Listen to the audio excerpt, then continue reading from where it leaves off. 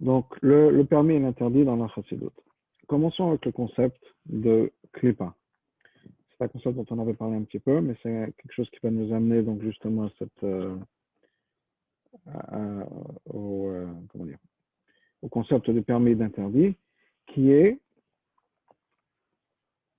comment est-ce que quelque chose devient interdit, pourquoi est-ce que quelque chose est interdit. Et le mot dont on se sert, ou les mots dont on se sert en hébreu pour le permis et pour l'interdit, est assour, qui veut dire interdit, et mutar, qui veut dire permis. Mais assour, littéralement, si on veut vraiment aller chercher la racine du mot, c'est pas juste ce qui est interdit, et mutar, c'est pas juste ce qui est permis. Assour, c'est ce qui est prisonnier.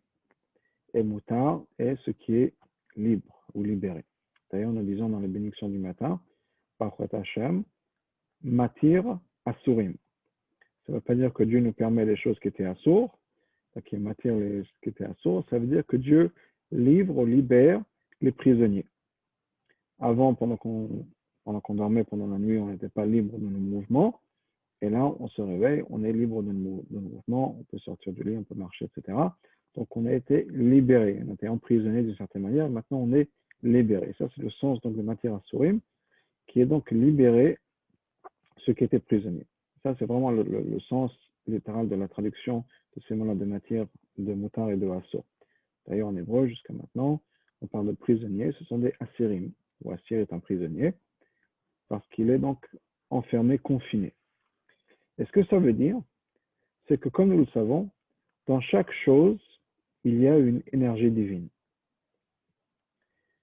Puisque rien ne peut exister sans la volonté de Dieu. C'est Dieu qui crée tout, rien n'existe sans la volonté de Dieu, sans la création de Dieu, sans l'énergie, je veux dire divine de Dieu. Donc, s'il y a quelque chose qui existe dans notre monde, c'est qu'il a été créé par Dieu. Ça ne veut pas dire nécessairement que c'est divin dans le sens où on comprend, parce que, et ça c'est là où le concept de Klippa s'introduit, parce que nous avons dans ce concept-là cette énergie divine qui peut être soit prisonnière, soit libérée. Et elle est prisonnière ou libérée à l'intérieur de la Klippa. La Klippa, c'est une écorce. Ce que le mot de Klippa veut dire, écorce. C'est-à-dire qu'il y a quelque chose qui va cacher, couvrir l'énergie divine à l'intérieur, par exemple, des aliments que nous allons manger et qui sont soit, donc, comme on avait dit, soit cachers, soit pas cachers, en fonction de l'aliment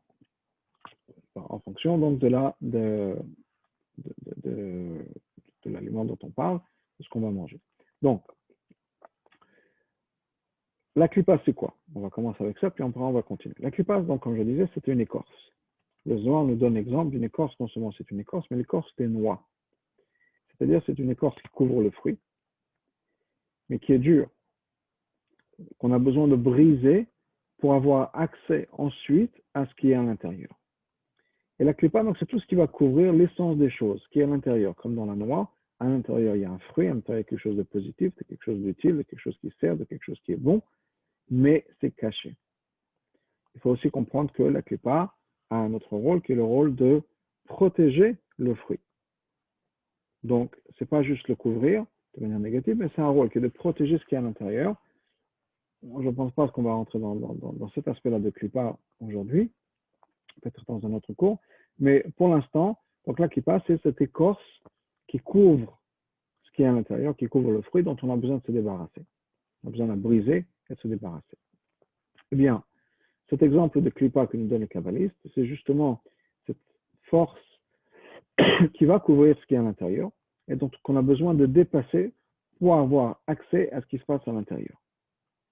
Et c'est le négatif. Donc tout ce qui est interdit. Donc à chaque fois qu'on voit quelque chose d'interdit, c'est-à-dire qu'il y a bien sûr une énergie divine, mais cette énergie divine est assour ou assir, prisonnière à l'intérieur de la klippa. La klippa, cette énergie qui va couvrir le divin, empêche l'énergie divine, l'étincelle divine, d'être libérée et d'être utilisée. C'est quoi une énergie divine? L'énergie divine, on sait du divin, on a pris ça dans le Tanya plus tôt, dans le chapitre 2 en particulier. Le divin, c'est quoi? Le divin, c'est la transcendance. L'opposé du divin, pour l'être humain, c'est tout ce qui est corporel et tout ce qui fait partie dans notre vie physique, mais au-delà du physique, c'est-à-dire tout ce qui vient parce que le fait qu'on a un corps, donc on a nos émotions, on a des besoins, on a des envies, etc. Donc c'est toute la partie qui pense à moi. Donc on a deux énergies dans le monde. On a une énergie qui veut se rattacher avec Dieu, une énergie qui est transcendante, qui veut faire ce que Dieu nous demande, et on a une énergie au contraire qui ramène les choses vers moi. Je suis le centre de mon univers et tout se tourne vers moi. Et j'ai du mal à dépasser ça. Ça, c'est donc mes deux énergies. Dans le Tanya, on appelle ça l'âme divine et l'âme animale, mais ce sont des énergies qu'on a dans le monde par rapport à moi aussi. Donc, qu'est-ce qui se passe? Quand je veux manger quelque chose, il y a deux choses qui peuvent se passer. Soit je deviens plus transcendant, je pense moins à moi, soit au contraire, je pense plus à moi. C'est les deux choix qu'on a. C'est vrai au niveau de la nourriture, on va se rester focalisé sur la nourriture parce que c'est un exemple facile, mais c'est vrai sur d'autres choses, ça peut être sur des émotions, sur des expériences, sur des envies. Je peux avoir les d'autres choses. Je peux écouter de la musique, soit pour me faire plaisir à moi, soit pour me mettre de meilleure humeur, pour servir Dieu, etc., pour être plus capable de travailler, de faire des bonnes choses. On peut aimer certaines choses, soit par rapport à Dieu, soit par rapport à se faire plaisir. Ça peut être, pour juste donner pour un exemple, ça peut être l'amour qu'on pourrait avoir pour des enfants. Des fois, l'amour qu'on peut avoir pour des enfants peut être égoïste, dans le sens où j'aime mes enfants, je n'ai pas envie qu'ils me cassent la tête, je n'ai pas envie qu'ils se mettent à pleurer ou qu'ils me rendent folle ou fou, à dire je veux faire ci, je veux faire ça, fais ce que tu veux, et c'est plus confortable pour moi. Je suis gentil avec mon enfant, je laisse faire ce qu'ils veulent, et c'est confortable pour moi. Ce n'est pas une bonne chose au niveau de l'éducation, c'est pas d'éducation, mais c'est une possibilité. Il y a quelque chose qui peut se faire comme de cette manière-là. Donc, c'est un amour, si on peut dire. Je m'occupe de mon enfant, mais pas nécessairement de la manière la plus intelligente ou la meilleure, mais une manière égoïste qui est pour me faire plaisir à moi et pour me faire en sorte que je me sente moi bien. Donc, c'est juste quelques exemples. On va retourner à la nourriture. Encore une fois, c'est un exemple pratique et simple et facile pour parler de ce qui est permis et de ce qui est interdit, mais ça va au-delà, bien sûr, de la nourriture. Ça va au niveau des relations, ça va comment passer son temps et tout un tas de choses. Donc, il y a ces deux énergies-là. Soit je deviens plus transcendant, je pense moins à moi, soit je pense plus à moi. Quand on mange, il y a bien sûr la nourriture. Dans la nourriture, il y a les deux. Il y a le corps de la nourriture et l'âme de la nourriture. L'âme, comme on l'avait dit, c'est cette étincelle divine, cette énergie divine qui se trouve à l'intérieur de chaque chose. De ma nourriture, entre autres. De l'autre côté, il y a le corps de cette expérience, le corps de cette énergie divine qui est la nourriture. Okay? Je vois une glace au chocolat. Dans la glace au chocolat, il y a deux choses. Il y a la glace au chocolat, le côté physique de la glace au chocolat, qui a un bon goût, que je mange, que j'aime, que j'apprécie. Et de l'autre côté, il y a le fait que dans cette glace au chocolat, il y a une énergie divine, c'est-à-dire il y a une énergie transcendante. Il y a les deux. Maintenant, si la glace au chocolat est cachère, qu'est-ce qui va se passer? On rentre toujours dans le monde de la klipa. Parce que comme je disais, la klipa, c'est ce qui va couvrir le divin. Mais dans la klipa, dans ce qui va couvrir le divin, il y a deux sortes de klipa. Il y a une klipa qui va couvrir le divin de manière absolue. C'est-à-dire aucun divin, aucune énergie divine ne pourra dépasser, ne pourra traverser, si on peut dire, le corps de cette chose-là. Si cette klipa est une klipa qui n'est pas négative à 100%, on appelle ça dans la Kabbalah la klipa noga, c'est une klipa lumineuse. Dans ce cas-là, cette klipa-là, cette écorce, va quand même avoir la possibilité de laisser passer, de laisser traverser cette énergie divine. Il y a les deux. Et ça dépend de quoi? Ça dépend si la nourriture est cachère ou pas cachère. Si la nourriture que j'ai devant moi est cachère, cette klipa-là, c'est-à-dire le fait qu'effectivement c'est une glace au chocolat, avec toute la problématique de la glace au chocolat, c'est-à-dire que je pourrais manger la glace au chocolat pour me faire plaisir à moi, pour satisfaire mon goût du chocolat, mon envie de sucre, mon envie de gourmandise, ou bien je pourrais juste manger cette glace au chocolat pour l'énergie divine qui se trouve à l'intérieur. Donc il y a les deux possibilités. Mais à partir du moment où la glace au chocolat est cachère, dans ce cas-là, l'énergie divine qui est à l'intérieur peut être libérée, peut être utilisée. C'est-à-dire que moi, en tant que consommateur de cette glace au chocolat, j'ai accès à l'énergie divine qui est à l'intérieur.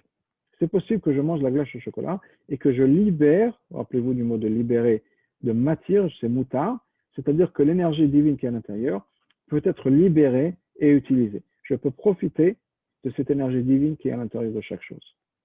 Donc, je me débarrasse de la capsule, de l'écorce de cette clipa qui couvre l'énergie divine à l'intérieur de chaque chose. Je peux la mettre de côté et je profite de l'énergie divine qui est à l'intérieur de chaque chose. Donc ça, c'est quand quelque chose fait partie du monde naturel, c'est-à-dire que c'est cachère, je peux en profiter. Il y a juste un problème qui est un problème réel, qui est que je pourrais manger cette glace au chocolat juste pour me faire plaisir.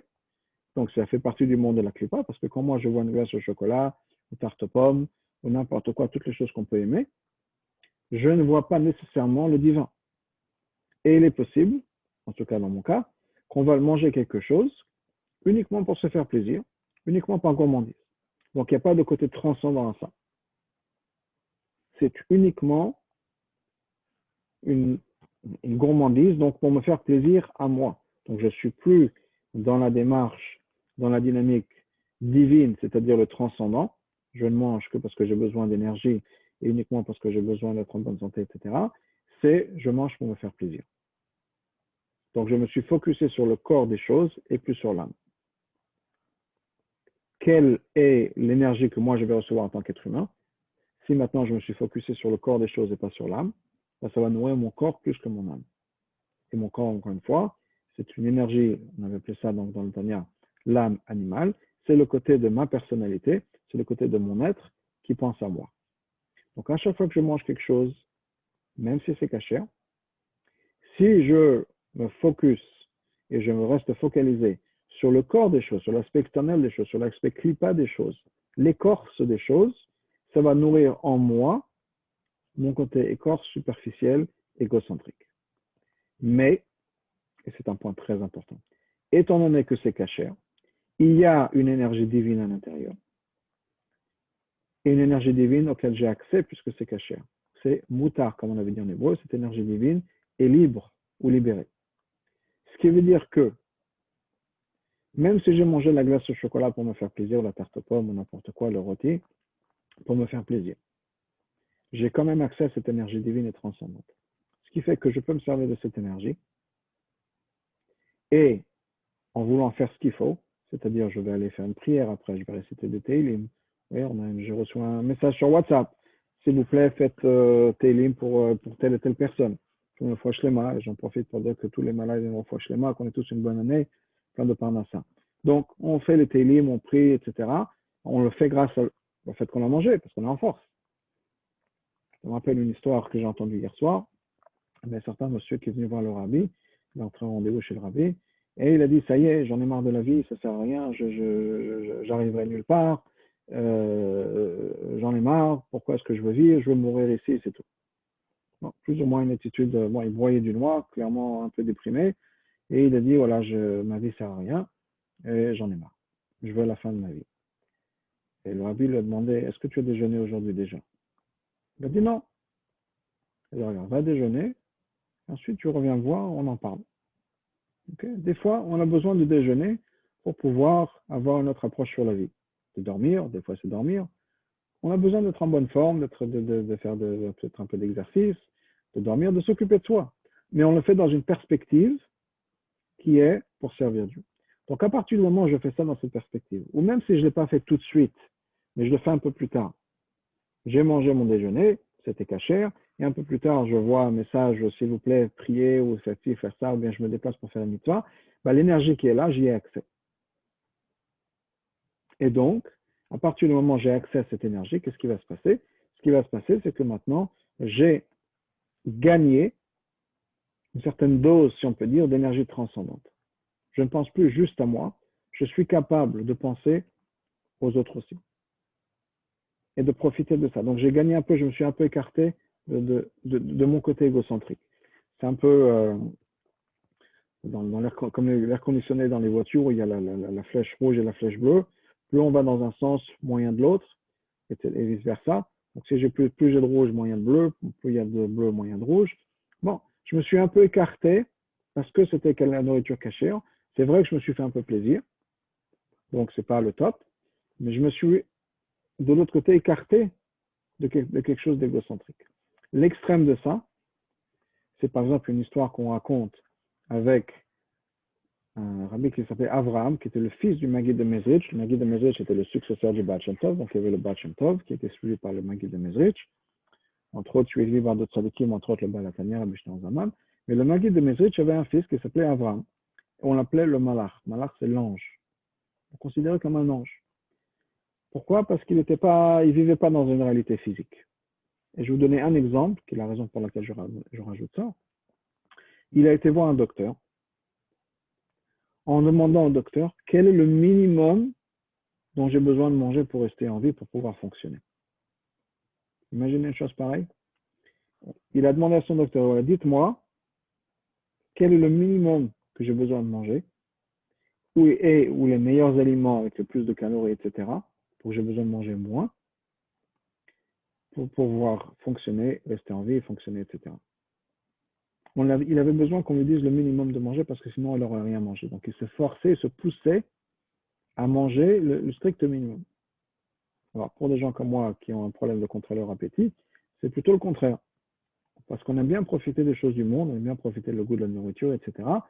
La manière dont c'est présent. Pour ceux qui aiment bien regarder les vidéos de cuisson, etc. Bon, il y a une certaine satisfaction à avoir quelque chose de bien présenté. D'ailleurs, c'est un des problèmes que les Juifs avaient dans le désert quand ils mangeaient de la manne, c'est qu'ils ne voyaient pas ce qu'ils mangeaient. C'est un peu comme si on se nourrissait de vitamines, de comprimés pendant toute la vie. Même si on a tous les aliments dont on a besoin, c'est un peu, on s'ennuie, si on peut dire. Il manque quelque chose. Et on n'est pas satisfait. C'est pour ça que les Juifs étaient remplis. Ils avaient toutes les calories dont ils avaient besoin, mais ils n'étaient jamais satisfaits quand ils mangeaient de la manne. Et ils sont plaints plusieurs fois de la manne à cause, entre autres, de ce problème-là. Du fait qu'on ne voit pas ce qu'on mange et donc on n'est pas satisfait. Donc pour revenir à ça, ce que je disais, c'est que donc, quand la nourriture est cachère, c'est-à-dire qu'on a accès à cette énergie divine, si c'est cachère, on peut, c'est moutard, c'est libéré, on peut libérer cette énergie divine et en profiter. Quand est-ce qu'on en profite? Quand on a la bonne intention, qu'on fait ce qu'il vaut. Ça peut venir au départ, ça peut venir un peu après. Au départ, c'est comme ce Avraham Malach, donc clairement mangeait comme un tzaddik, c'est-à-dire qu'il mangeait que le strict minimum, c'était vraiment, comme on peut dire, le Shem Shamaim. Mais, même si ça peut venir après, on peut avoir mangé quelque chose pour se faire plaisir, mais un peu après, on profite de cette énergie pour faire une mitzvah, et dans ce cas-là, on a accès à cette énergie. Je vais donner un exemple extrême, si on peut dire, du Malach, de ce Rabbi Avraham. Un autre exemple qui est donné, et avec la rabbinite Rivka. La rabbinite Rivka était mariée au quatrième rabbi de Lubavitch qui s'appelait Rabbi Shmuel et était la belle-fille du troisième rabbi de Lubavitch, le Tzemach Tzedek. Et la rabbinite Rivka,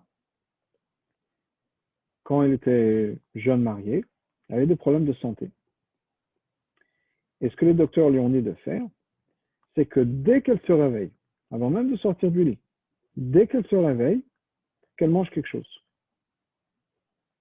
Elle avait besoin de manger son petit déjeuner avant même de sortir du lit pour prendre des forces.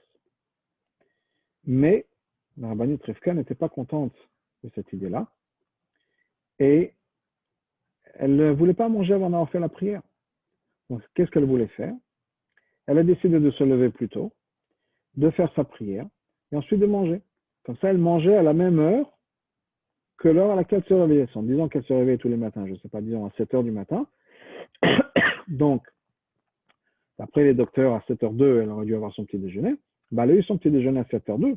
La seule chose, c'est qu'elle se levait à 6h du matin pour pouvoir prier.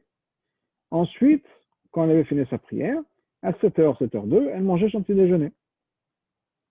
À la même heure que, comme si elle s'était levée à ce moment-là, réveillée à ce moment-là. Maintenant, le problème, c'est que d'abord, elle ne mangeait pas dès qu'elle se réveillait, et qu'ensuite, elle dormait, je ne sais pas, une demi-heure, une heure de moins, puisqu'elle se réveillait plus tôt pour faire sa prière. Donc, les choses ne s'arrangeaient pas du tout. Son beau-père, le Tzemach Tzedek, le troisième rabbi de Lubavitch, a entendu ça, et il a dit à sa belle-fille, c'est pas comme ça que ça marche. Il faut manger comme les docteurs t'ont dit.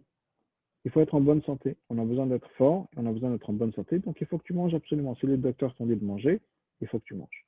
Il lui a dit la chose suivante, qui est une phrase très importante. Il lui a dit, je vais dire en yiddish, je vais traduire, Besser esser zu ledarvenen, ledarvenen zu lebesser. C'est mieux de manger pour pouvoir prier que de prier pour pouvoir manger. Je répète, c'est mieux de manger pour pouvoir prier que de prier pour pouvoir manger. C'est-à-dire, qu'est-ce qu'elle faisait? Elle se levait plus tôt, elle priait plus tôt pour qu'elle puisse manger, comme le docteur lui avait dit. C'est-à-dire qu'en fait, sa prière, c'était pour pouvoir manger. Son beau-père lui a dit, c'est pas ce qu'il faut faire. Il vaut mieux manger avant, comme ça après tu peux prier tranquillement. Et le but de la prière, c'est pas pour pouvoir avoir le petit déjeuner. Au contraire. Le but de ton petit déjeuner, c'est pour pouvoir prier. Donc d'abord tu manges, comme ça tu es en bonne santé, tu as les forces dont tu as besoin, et après tu peux prier. Cette idée-là est d'ailleurs l'idée laquelle les chassidim mangent un peu avant la prière pour pouvoir avoir la force de prier. Au lieu de prier tôt ou bien vite, ou de se dépêcher un petit peu pour pouvoir aller ensuite manger, on n'a pas ce problème. On s'est occupé de ça, on a mangé, on a pris son café, on a pris des gâteaux ou autre chose, et ensuite on est parti prier, on est calme, reposé, on peut se focuser on peut rester focalisé sur la prière. Donc ça, c'est cette idée. Donc quand on mange dans cette perspective, clairement cette énergie divine, on y a accès. Clairement, cette énergie divine, encore une fois, ça veut dire quoi? Cette énergie divine, ça veut dire cette énergie transcendante. Je ne pense pas à moi. Plus on a cette énergie transcendante à l'intérieur de soi, plus ça va changer la manière dont on réfléchit. Parce que souvent, si vous réfléchissez, on est souvent le centre de nos intérêts. Ça peut être, pourquoi aider quelqu'un? Qu'est-ce que je vais y gagner? Ça peut être, pourquoi est-ce que je vais aider cette personne-là? Combien ils vont me payer? Ça peut être, j'ai pas envie aujourd'hui, je suis fatigué, je suis pas de bonne humeur, j'ai pas envie d'être gentil avec quelqu'un d'autre, j'ai pas envie d'aider quelqu'un d'autre. Et c'est une démarche qui va faire que on est focalisé sur soi-même. On est le centre de son univers et tout va passer par moi. Donc si je suis de bonne humeur, si j'ai, etc., je peux aider quelqu'un d'autre. Si je suis fatigué, je suis pas de bonne humeur, j'ai pas envie d'aider quelqu'un d'autre. Si j'ai un intérêt à gagner, à aider, quel que soit l'intérêt que je puisse avoir, mais je vais gagner quelque chose au bout du compte. Et ça peut être des choses qui sont subtiles. Ça peut pas justement de l'argent, ça peut être de l'argent, ça peut être de la reconnaissance, ça peut être de se sentir bien, d'avoir fait une bonne mitzvah. Mais je fais ça parce que j'ai un gain personnel. En fonction de là où on se trouve sur le spectre, si on peut dire. J'ai un gain personnel et c'est ce qui fait partie de ce qui va motiver ma décision. On est dans une énergie égocentrique. Quand on se dit, OK, il y a quelqu'un qui est là, qui a besoin d'aide, et on ne réfléchit pas à son intérêt personnel, on est dans cette énergie, justement, divine, transcendante. Quand on mange cachère, et plus on mange cachère, on a accès à cette énergie divine. Mais encore une fois, à chaque repas qu'on prend, chaque bouchée qu'on mange, on a les deux qui viennent. On a une chose qui est une énergie physique, donc égocentrique, c'est le goût de la nourriture que j'ai, parce que je mange quelque chose de bien, et il y a le côté transcendant. Les deux aspects me nourrissent moi en tant que personne, corps et âme.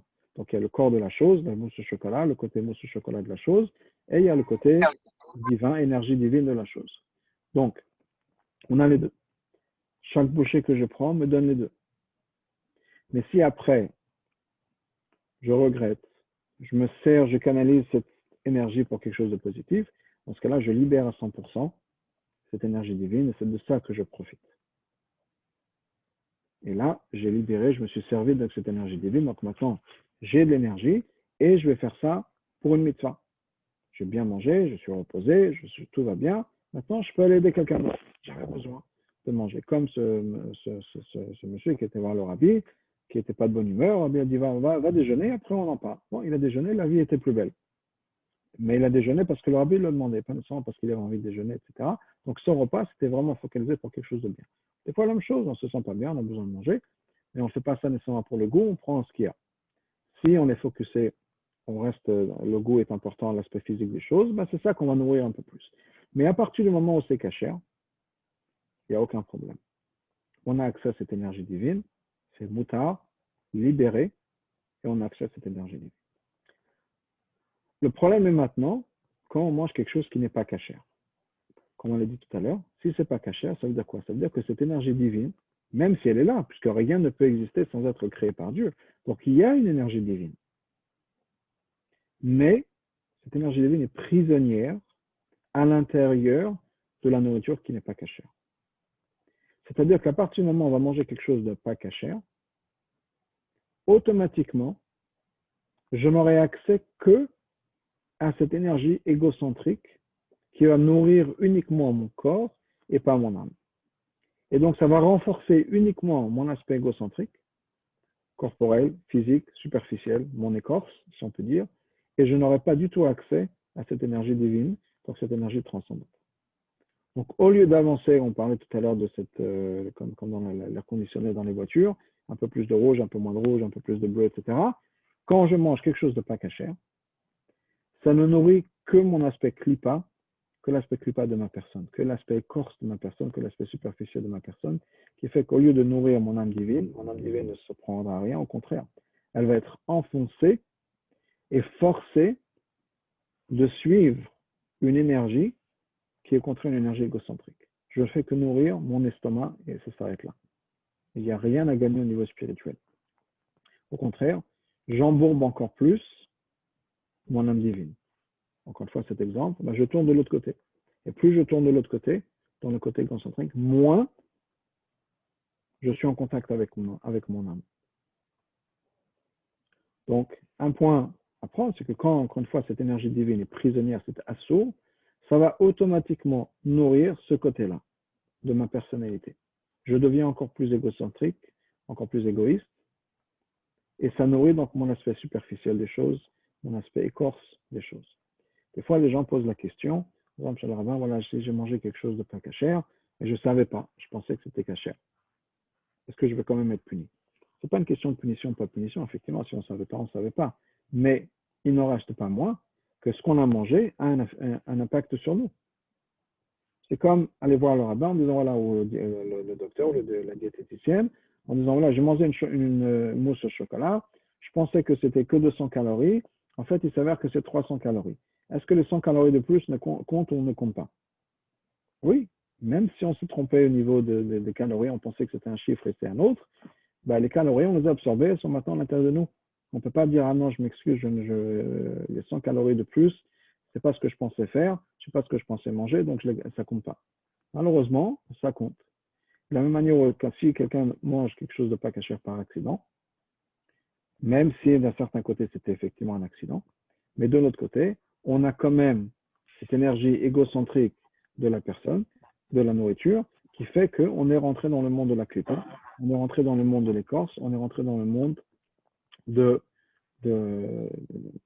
négatif, de l'impureté, etc. Et ça va avoir une influence sur moi. Non seulement ça va avoir une influence sur moi, mais pour revenir à l'exemple des calories, de la même manière que les calories, c'est quelque chose dont on ne peut pas se débarrasser si facilement, la même chose au niveau spirituel, l'impureté des choses qu'on a consommées, c'est quelque chose qui va maintenant construire, bâtir nos cellules, puisqu'on est ce qu'on mange, et je vais avoir donc des cellules à l'intérieur de moi qui vont être construites par cette nourriture pas cachée. Et c'est un grand problème, parce qu'il y a une impureté qui reste presque à éternité, puisque les choses dans notre corps restent tout le temps. Elles se renouvellent, mais c'est à partir de ce qu'on a mangé, de ce qu'on a consommé, etc. Je vais donner un exemple. J'étais une fois avec chez un certain docteur. C'est un docteur qui a, je ne me rappelle plus du nom particulier de ce qu'il fait, mais c'est avec des ondes électriques. Il détermine un peu ce qui se passe au niveau cellulaire. Alors, il doit y avoir un nom, mais le nom m'échappe. Donc, il y a certaines machines qui fait passer un courant, bien sûr, très faible dans le corps, et en fonction des interférences, en fonction des problèmes, il peut découvrir quel était le problème, et c'est vraiment au niveau moléculaire. J'étais une fois avec quelqu'un de ma famille, un des membres de ma famille. Donc, on est aux États-Unis, on est parti aux États-Unis, on parle anglais entre nous, aucune raison de suspecter, si on peut dire, qu'on vient de quelque part d'autre. Et donc, ce docteur fait son examen, puis à un moment, il est un peu réfléchi, il y a quelque chose qui cloche. Quelque chose qui ne marche pas, quelque chose qui ne colle pas dans sa tête. Et il refait ci, il refait ça, il refait des tests. Et il y a quelque chose qui cloche, on voit sur son visage qu'il il est frustré, il y a quelque chose qui ne marche pas. On lui demande, qu'est-ce qu'il y a, monsieur le docteur, qu'est-ce qui se passe? Il dit, je trouve quelque chose, mais ça n'a aucun sens. Ok, qu'est-ce que vous trouvez? Et je trouve des traces de médicaments dans le corps, mais ces médicaments qui ne se trouvent qu'en Russie. Et je ne vois pas comment vous, qui habitez aux États-Unis, alors peut-être qu'ils pensent à Israël ou autre chose, mais bon, je ne vois pas comment vous pouvez avoir des traces d'un médicament de Russie. Comment est-ce que ça cloche? Il y a quelque chose qui ne marche pas. Il ne savait pas, mais il s'avère que la personne avec qui j'étais était quelqu'un effectivement qui avait grandi en Russie, qui était parti à l'âge de 5 ans, qui avait maintenant 40 ans à peu près de plus, mais il y avait cette trace de médicaments de Russie qui est restée, qu'on a retrouvé encore une fois 40 ans plus tard dans le corps. Et ça, je ne parle pas du niveau spirituel, je parle au niveau moléculaire, au niveau physique, si on peut dire. Quelque chose qui a été ingurgé reste et on retrouve ça 40 ans plus tard.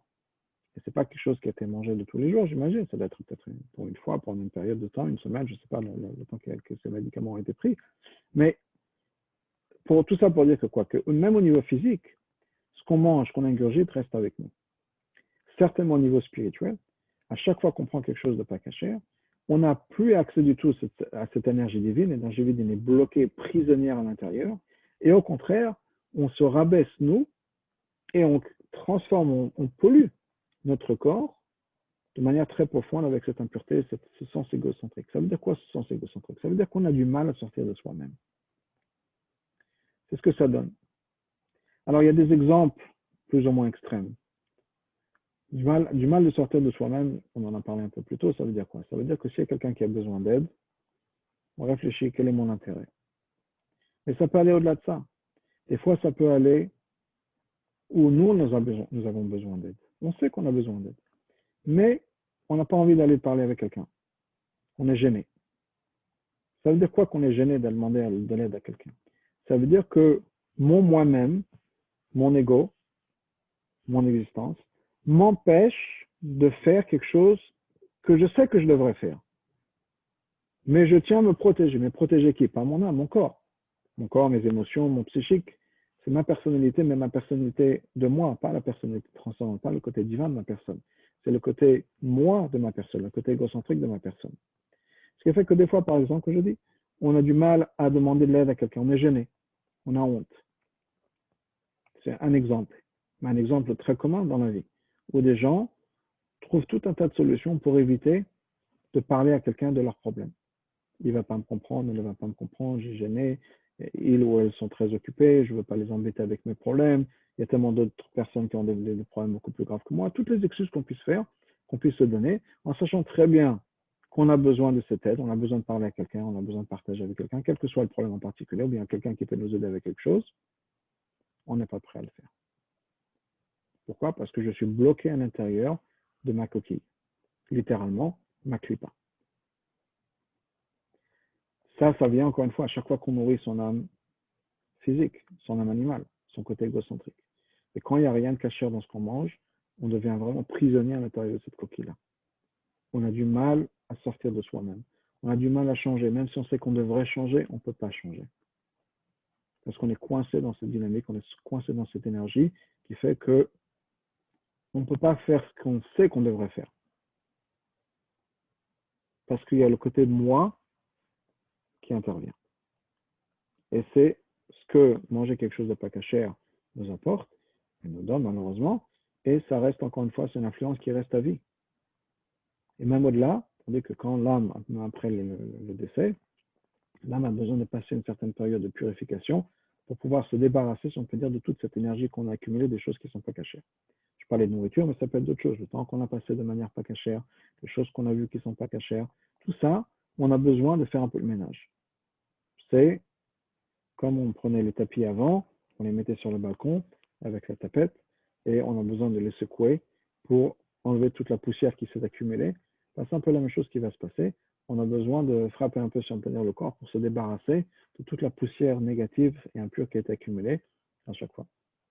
paraît que ce n'est pas une expérience agréable, mais c'est un peu l'idée qu'on a besoin, donc justement, de passer par ce nettoyage-là pour se débarrasser de toute la pollution qu'on a accumulée au fur et à mesure des années, des choses qu'on a mangées, des choses qui pouvaient ne pas être cachées aussi, qui nous donnent cette énergie. Donc, pour résumer là où on en est, quand quelque chose est caché ou bien moutard, l'énergie divine est libérée, et là, ça va dépendre de notre intention. Si on a une bonne intention au départ, ou bien si on a une bonne intention un peu plus tard, on peut libérer cette énergie, profiter de cette énergie divine et transcendante.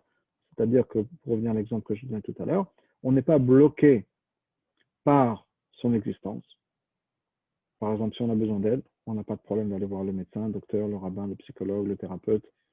On est léger avec soi-même parce qu'on est justement dans cette dynamique où ce qui est important, ce n'est pas de couvrir la face, c'est important, c'est de faire en sorte que les choses soient vraies et bien. Quand on a besoin de couvrir la face, c'est qu'on est focalisé sur le superficiel, sur le côté coquille, écorce, on n'arrive pas à sortir justement de sa coquille, et ça, c'est le côté clippa des choses. Ça nous est donné certainement par la nourriture pas cachère, et pour une période, quand on mange quelque chose de cachère, mais pas nécessairement pour les meilleures intentions. Mais là, c'est effectivement, c'est juste une période, et on peut à chaque fois, en fonction de nos intentions, changer la dynamique des choses, et faire en sorte qu'on a profité, qu'on a accès à cette énergie divine. Quand on est un tzaddik, automatiquement, c'est-à-dire après le travail qu'on a fait, mais quand une personne est un tzaddik, automatiquement, ce qu'il va manger, c'est pour avoir accès à cette énergie divine. Par exemple, on dit au nom de Rabbi Elimelech de Lisensk, qu'il avait dit une fois à quelqu'un, que lui, il se sert d'une pomme, pas pour manger parce qu'il a envie de manger une pomme. C'est quand il a besoin de se rattacher à Dieu, alors il mange une pomme, comme ça il peut faire la bénédiction. Donc la pomme ne devient qu'un outil au service de Dieu. Et bien quand il a besoin d'énergie, on a besoin de manger quelque chose. Par contre, une fois que le Mourazaken, le Balatania, est en train d'étudier des sujets très profonds dans la Kabbalah, et il sentait que son âme allait partir. Son âme ne voulait plus rester dans une écorce physique. Et il avait besoin justement de quelque chose d'un peu physique pour le retenir. Et il a arrêté d'étudier et il a trouvé un bagel avec, il a mis un peu de beurre, il a fait moti, il a mangé ça, et ça l'a ramené sur terre, si on peut dire. Ça, c'est manger le Shem Shemaim, pour la bonne intention, et c'est ce qu'il faut faire. Mais un tzaddik de ce calibre-là, automatiquement, on va avoir accès à cette âme divine. On dit au nom du Harizal, verset sur un verset, le verset nous dit qu'il l'être humain ne vit pas que de pain. Et le passage continue, la personne vit sur tout ce qui est sorti de la bouche de Dieu. Dans le sens le plus simple, ça veut dire quoi? Pas juste le pain, le reste. Tout ce qui existe. Et le Harizal nous explique, c'est quoi? C'est pas le pain qui nous fait vivre. C'est Motsepi Hashem. C'est l'énergie divine que Dieu a mis en créant telle et telle chose. Donc quand on veut manger du pain, on veut manger la mousse de chocolat ou n'importe quoi, notre âme cherche aussi à manger. Parce qu'elle cherche à l'intérieur cette énergie divine dont elle peut profiter. Notre corps, lui, c'est rester plutôt sur le chocolat, côté chocolat des choses. Mais on a accès quand même à ça. Je voudrais raconter une histoire, qui est une histoire avec l'Admor Hazaken aussi, pour parler un peu de cette approche à la nourriture. Une fois, Rabbi Shneur Zalman, l'Admor Hazaken, attendait la visite d'un de ses amis et collègues, Rabbi Shlomo de Karlin, Rabbi Shlomo Karliner. Et il savait qu'il allait venir, et donc c'était bien sûr toute une préparation à la maison, et entre autres, les femmes de la maison qui voulaient préparer le repas, chacune voulait avoir le mérite de préparer le repas pour un grand tzaddik comme Rabbi Shlomo Karliner. Donc il y avait la rabbinite, la femme de Rabbi Shneur Zalman, la rabbinite Tana, peut-être quelques-unes de ses filles, et aux belles-filles, la personne qui s'occupait de la cuisine des repas, etc. Et elles ont décidé, puisque tout le monde voulait participer au repas, elles ont décidé de se diviser la tâche. Elles ont dit, voilà, une va couper les carottes, l'autre va mettre l'eau sur le feu, l'autre va préparer ici, les poulets. En tout cas, elles se sont divisées exactement tous les travaux à faire dans la cuisine, et comme ça, chacun avait la chance de participer à préparer le repas en l'honneur de ce tzaddik. Il y a une chose qu'ils ont oublié de partager, c'est qui va mettre le sel. Ils ont oublié. Alors, chacune de ces femmes-là s'est rappelée en disant, personne n'a pensé au mettre sel, je vais m'en occuper. Mais chacune de ces femmes avait pensé la même chose. chacun se dit, ah, on n'a pas pensé qui va mettre le sel, c'est bon, je m'en occupe. Ce qui fait que, au lieu d'avoir une quantité normale de sel, il y a eu, je ne sais pas, 4 ou 5 fois la quantité de sel normale dans le plat qui a été préparé. Arrive le moment de la seuda du repas, s'assied à table, etc. Le Moazaken, le Mishnah Zaman s'assied à table, le Shlomo Karliner s'assied à table, il commence à manger. Le Moazaken avait l'habitude, avant de manger, il rajoutait, comme beaucoup de gens le font, il rajoute un peu de sel. Avant même de goûter, il rajoute du sel dans son assiette et il commence à manger. Et il voit que l'invité, Rabbi Shlomo Karliner, ne mange pas, ne touche pas à son plat. Il regarde, il ne touche pas à sa nourriture. Shlomo, peut-être qu'il vous manque un peu de sel, donc il prend la salière, il se met à rajouter du sel. Shlomo qui dit non, merci, au contraire, c'est trop salé. C'est immangeable. Il y a eu 4 ou 5 fois la quantité de sel qu'il faut. La Moazaken lui a dit, crois-moi, depuis qu'on était chez notre maître, le Maguid de Mezrich, j'ai perdu le goût dans la nourriture. J'ai réussi, grâce aux enseignements de notre maître, une des versions de l'histoire nous dit que ce que le Maguid de Mezrich lui a donné à manger de sa cuillère une fois. Il dit, depuis ce moment-là, j'ai perdu le goût de la nourriture, je ne mange que pour servir Dieu. Mais ça, c'est quand un tzaddik mange. C'est pour ça qu'il y a ce concept aussi, entre autres, de shiraim, qui sont les restes d'un tzaddik. Quand un tzaddik a mangé quelque chose, il s'est focusé uniquement sur l'âme. Donc cette nourriture, maintenant, une nourriture où l'âme est apparente, est ressortie. Donc on peut en profiter nous, parce que nous, quand on mange quelque chose, on a tendance à se focuser sur le côté superficiel des choses, sur la nourriture, sur le goût. Mais un tzaddik a libéré, révélé l'âme de cette chose. Donc quand on va manger quelque chose, c'est comme manger un bout d'âme, de spiritualité. Et donc ça nous aide à nous, notre service, et dans le service de Dieu, notre relation avec Dieu, etc. Ça, c'est quand, donc, la différence entre les choses qui sont permises et les choses qui sont interdites. Je voudrais introduire un autre concept relié à ça, bien sûr, qui est, et c'est peut-être quelque chose auquel vous avez pensé, qui est comment ça se fait qu'au fur et à mesure des générations, on devient de plus en plus strict. C'est-à-dire, je ne vois pas des choses qui sont devenues des choses de chumot de maintenant. Certaines personnes, par exemple, pensent que le lait chameau, c'est quelque chose de nouveau. Que le lait chameau, ce n'est pas quelque chose de nouveau, c'est quelque chose qui a toujours existé. Dans la Mishnah, déjà, on nous parle du lait chameau. Le lait chameau, c'est quelque chose qui a toujours existé. Il y a eu une relâche, si on peut dire, au niveau du lait chameau dans les années 50, 60, et maintenant, on revient à faire plus attention. Mais ce n'est pas quelque chose de nouveau, c'est toujours qui a toujours existé et auquel on a toujours fait attention dans les communautés. Mais il y a d'autres exemples de choses auxquelles on ne faisait pas attention pendant longtemps et qui ont été rajoutées au fur et à mesure. Par exemple, toutes les lois qui sont des choses qui sont interdites par les sages. C'est-à-dire que depuis le moment où la Torah a été donnée, jusqu'à que les sages l'interdisent, les gens en mangeaient. Donc c'était pas assourd, c'était moutard, l'énergie était libérée. Sont venus les sages, on dit voilà, telle et telle chose est maintenant assourd. Midera banan, les sages. Par exemple, je ne sais pas, plusieurs exemples, il y a une stam, juste du vin non-juif, pas du vin qui a servi à une cérémonie religieuse, mais du vin qui a été fait par des non-juifs, qui n'a servi à rien, c'est juste mis en bouteille. Les sages ont dit que c'est interdit. D'autres exemples comme ça. On a des choses qui sont interdites par les sages. Et puis il y a des chumot qui sont venus au fur et à mesure des générations, etc. Des choses comme ça. Qu'est-ce que ça veut dire? Comment est-ce que c'est possible que quelque chose, dans la vision de ce que je vous racontais, que quelque chose qui est moutard, ça veut dire qu'on peut libérer l'âme, cette énergie divine. Quelque chose qui est assourd, ça veut dire qu'on ne peut pas libérer l'énergie divine. Comment ça se fait que maintenant on a des choses qui sont devenues assourd? Ça ne devrait pas être possible. Puisque si d'après la Torah on peut sortir l'énergie divine, on peut sortir l'énergie divine. Qu'est-ce que ça veut dire? Au fur et à mesure. Cette question a été posée au Tzemach Tzedek, troisième roi de Chabad, et il a répondu avec une histoire qui s'est passée avec son grand-père, le Admor HaZaken. À l'époque du Admor HaZaken, l'Admor HaZaken a créé un nouveau couteau de shrita. C'est-à-dire qu'à l'époque, jusqu'à l'Admor HaZaken, le couteau de shrita était aiguisé que d'un seul côté. C'est-à-dire qu'il y avait la lame et on mettait, je ne sais pas, le tranchant était d'un seul côté. L'Admor HaZaken a demandé à ce que le tranchant soit des deux côtés. Donc maintenant, la lame, c'est comme un V, si on peut dire, c'est aiguisé des deux côtés. Alors qu'avant, c'était juste d'un seul côté. Je ne sais pas si j'arrive à bien le faire avec mes doigts. Donc il y avait une espèce d'angle comme ça, où c'était une lame elle est aiguisée d'un seul côté. Le Mourazakan a demandé que ce soit aiguisé des deux côtés. Et il a dit, elle fait très attention de ne pas se servir de couteaux de shrita qui ne sont pas aiguisés des deux côtés. On appelle ça sakinim, les couteaux melutashim, qui sont bien aiguisés. C'est depuis devenu les standards dans la kashrut. Tout le monde, c'est pas juste dans le monde Chabad ou dans le monde chassidique, mais depuis, tout le monde se sert de ce genre de couteaux qui sont aiguisés des deux côtés.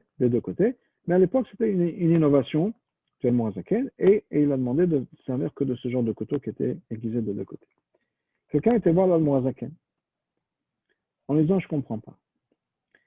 Si vous dites qu'à partir de maintenant, il faut se servir de ce genre de couteau et que sinon on ne peut pas manger de la viande, qu'est-ce qui se passe avec toutes les générations jusqu'à maintenant qui ont mangé de la shrita avec le couteau qui est aiguisé que d'un seul côté? Pourquoi est-ce que jusqu'à aujourd'hui c'était bon et à partir d'aujourd'hui c'est plus bon? Comment est-ce que les choses qui sont cachères peuvent devenir plus cachères? Ou bien l'énergie qui est libérée, comment est-ce qu'elle peut devenir plus libérée? Non libérable. Et l'Admorazaken a répondu la chose suivante. Et c'est Marcella qui a répété cette histoire-là à la personne qui lui a posé la question. C'est-à-dire que c'est pas que c'est maintenant devenu un sourd, avant c'était moutard et c'est comme ça, et eux ils ont mangé pas cachère pendant des millénaires. Il a dit non. Rappelez-vous bien de ce qu'on a expliqué pendant cette heure. Il y a une énergie divine dans chaque chose. Est-ce que j'ai la capacité d'y avoir accès ou est-ce que je n'ai pas la capacité d'y avoir accès? C'est ça qui va déterminer si quelque chose est cachère ou pas cachère, moutard ou assour. Est-ce que moi j'ai accès à cette énergie divine? Plus j'ai des capacités spirituelles, plus j'ai accès au spirituel.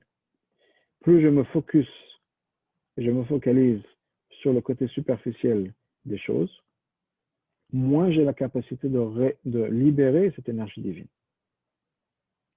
Si quand je vois une mouche au chocolat, je ne pense qu'au chocolat, Dieu n'est même pas présent dans mon esprit, c'est qu'en théorie, je n'ai pas accès à ce divin. Bien sûr, j'y ai parce que c'est cachère. Mais vous comprenez ce que je veux dire, c'est que si je suis complètement focalisé sur l'aspect superficiel des choses, je ne pense plus au divin, parce que la mousse au chocolat, c'est la mousse au chocolat, et que ça me fait plaisir.